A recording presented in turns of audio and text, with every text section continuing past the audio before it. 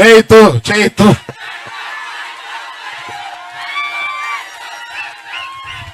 బాబు, ఇవాళ మీరు అంటున్నారు, సంవత్సరన్నరగా నేను కూడా అంటున్నాను.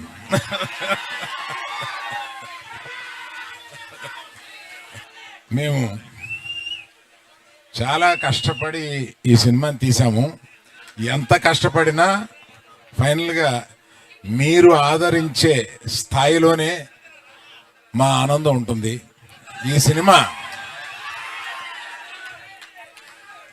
సినిమా తప్పక మీరు ఆదరిస్తారని నమ్ముతున్నాము. ఎందుకంటే రీజన్ మన ఫేవరెట్ డార్లింగ్ సాయి పల్లవి గారు అద్భుతంగా నటించారు ఇందులో. మనం అదే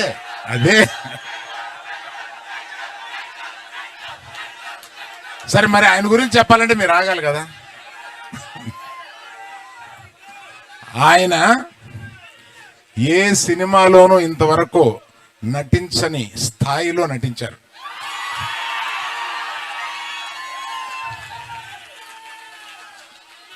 మనకి ఎంత ఉత్సాహం తెప్పించేగా నటించారో, ఒక్కొక్క కొన్ని సీన్స్ లో ఆయన మన గుండె కరిగిపోయేలాగా కూడా నటించారు. సో అన్ని రసాలు ఈ సినిమాలో ఆయనకి ఉంది కనుక ఆయన తప్పనిసరిగా బెస్ట్ పర్ఫార్మెన్స్ లో ఈ సినిమాలో తీసుకొస్తారని సినిమా చూసిన నేను చెప్తున్నాను.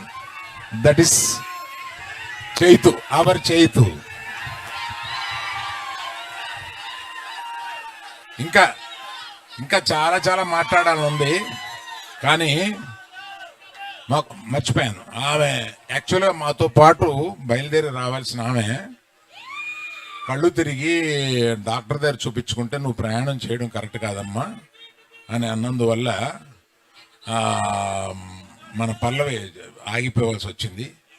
అందువల్ల మీరు తన మాటగా మీకు చెప్పమని చెప్పి నేను చెప్తున్నాను.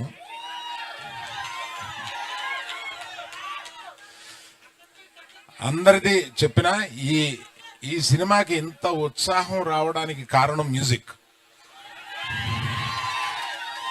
దేవిశ్రీ ప్రసాద్ ఈ సినిమాలో మ్యూజిక్ ని చించి చాటేశాడు. అసలు రీ రికార్డింగ్ స్కోర్ కానీ ఇది కానీ మ్యూజిక్స్ కానీ ఒక్కో పాట వస్తుంటే అన్ని పాటలు హిట్ చేశాడు. So I thank Devi Prasad for bringing so much of energy into the film. So Vizag ప్రేక్షకులకి అందరికీ, ఉత్తరాంధ్ర ప్రేక్షకులందరికీ నేను చెప్పేది, ఇక్కడ ఈ ప్రాంతం కథ, ఇది జరిగిన కథ. శ్రీకాకుళంలో ఒక చిన్న ఊర్లో జరిగిన కథని, ఆ కథని నిజంగా జరిగిన కథని ఈయన కథారూపంలో పెడితే దాన్ని సినిమాగా మేము తీసాము. తప్పక 7వ తారీఖున సినిమా చూసి మీరందరూ చాలా ఆనందపడతారని నేను వెయిట్ చేస్తాను. Thank you.